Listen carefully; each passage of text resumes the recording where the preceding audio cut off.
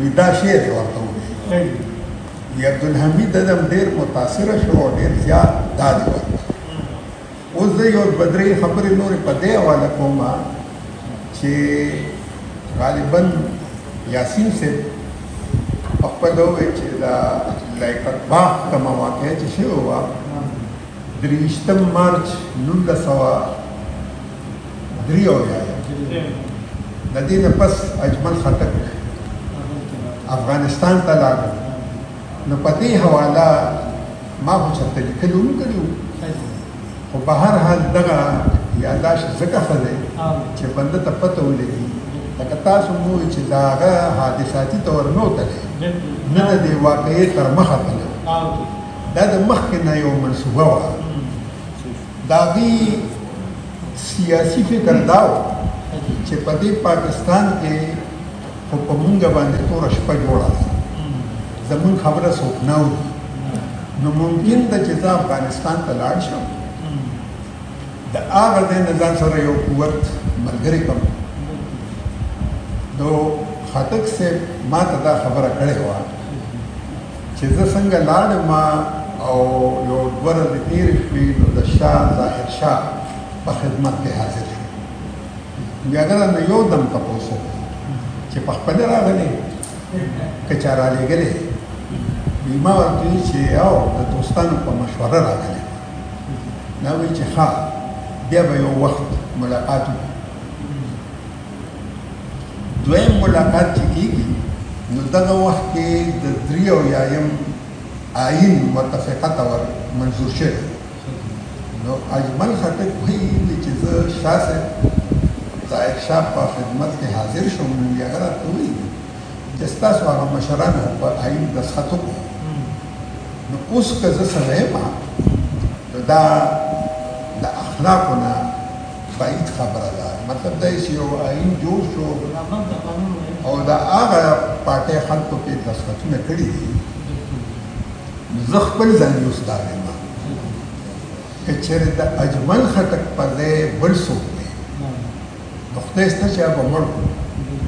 دا داسې شوه لکه چې ته د غر نه په یو رسۍ کوزېږي او عین په دغه موقع هغه رسۍ څوک پرېږدي. خو لکه دې چې ووایي دغه وخت کې هغه په خپله هم دا ویلي چې ما سره د کمونست پارټۍ خلکو ډېر مرسته کړې وه او زما یې ډېر کني. نو دې هلته کې بیا څنګه پاتې کېدی شو؟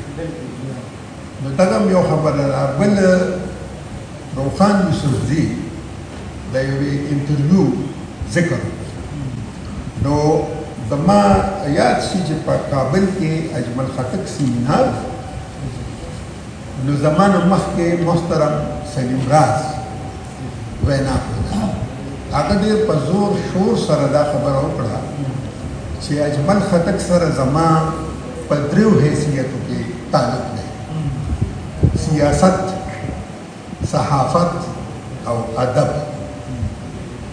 نو بیا ورسره وایي چې تاسو د غیرت چغه وګورئ، په دې کې لکه ګوجر نظم یا د لویو لویو قدرتونو ربه که چېرې اجمل خټک کمونست نه وي داسې نظمونه ده نشي تخلیق کولی. زما اوس خپل ځاني دې سره اتفاق نشته، دې کې شک نشته چې هغه مطالعه کړې وه. چا چې کمونیزم پېژندم نه هغه وخت کې د هغه کمونیست پارټۍ سره یو تعلق و، خو هغه په رسمي توګه د کمونیست پارټۍ غړی نه و، هغه فارم نه دی ډک کړی. نو هغه په بنیادي توګه پښتون قوم پرور قوم پرست ورته څوک وایي، زه ورته قوم پرور وایم. او هغه د خپل پښتون قوم دپاره شاعري کړې ده، د خپلې خاورې شاعري یې کړې.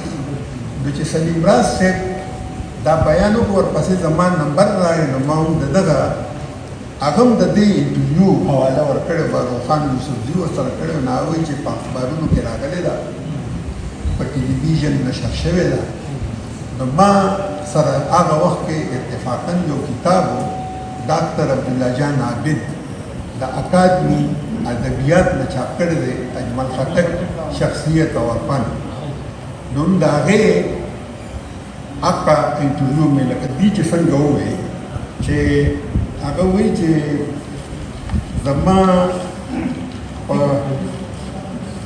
زما په وینه کې د خوشحال خان خټک وینه ده. زما تربیت باچا خان ده. ما د کارل مارکس د رڼا نه استفاده کړې ده. خو ورسره یو جمله دام ده، خو لیننیزم او سوشلیزم زما عقیده زما پښتونولي نه ده اخیستې. تاسو خو وګورئ نو د غیرت چغه د یو دعا نه شروع کېږي. زه خپل ځاني دا ګڼم چې دا د بیټ نیکه د دعا جدید شکل دی، او دویم طرف ته دا د باچا خان د دعا منظوم شکل دی. باچا خان به چې وینا کوله یا به لمونځ کو، یوه دعا به کوله چې خدای پاکه زما د قام له پوهه ورکړي، د دې د زړونو نه دا بغض، دا کینه او دا تربګري وباسي، په دې کې ورورولي پیدا کړي چې د دې کور جوړ شي. دغه دعا چې اجمل خټک بیان کړې ده نو بالکل هماغه الفاظ دي.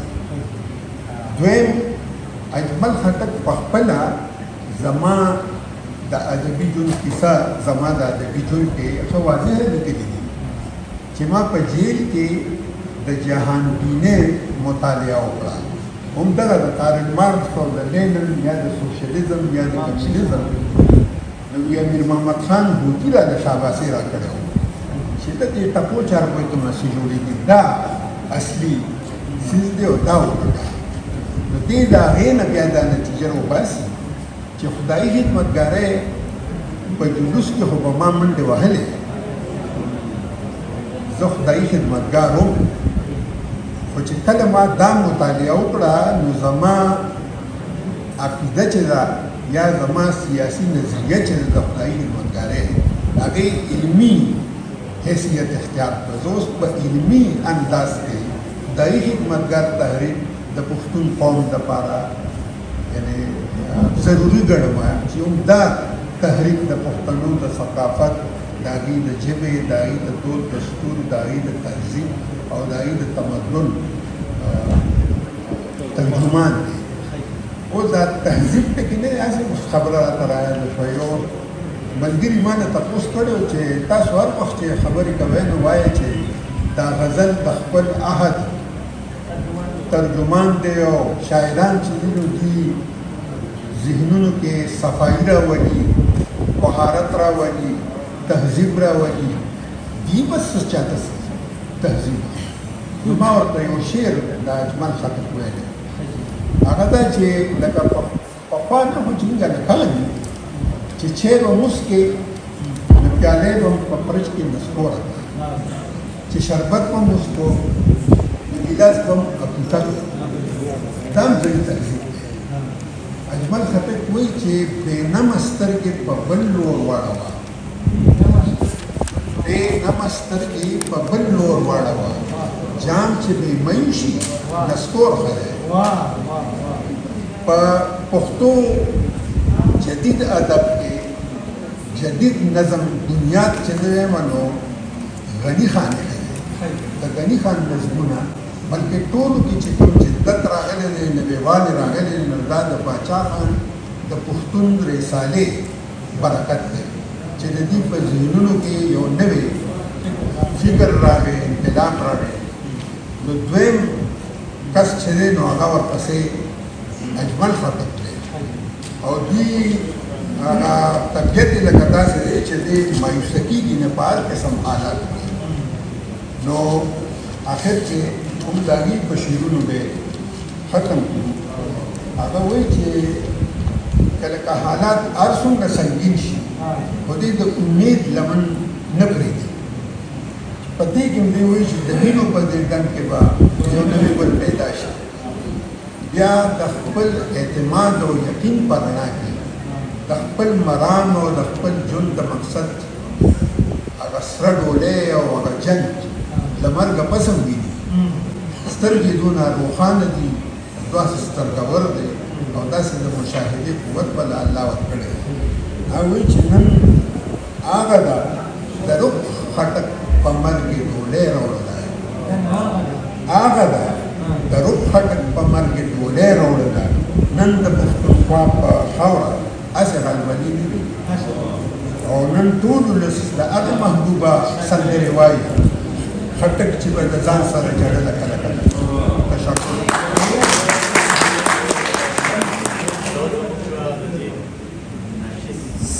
صدر صاحب ممری شفق صاحب ستاسو مننه کرم ستار صاحب روخان صاحب ستاسو مننه د اقبال حسین افکار صاحب د حنیف کیس صاحب او د عبدالله استاد ډاکټر لال باچا ازمون صاحب ډیره مننه او د شفق صاحب دا دشتونه دا میرې دا آباد خاریې دا جونګړې کورکي دا کچه کچه کوټې دا په سمه دا په غره دا خورې ورې دیرې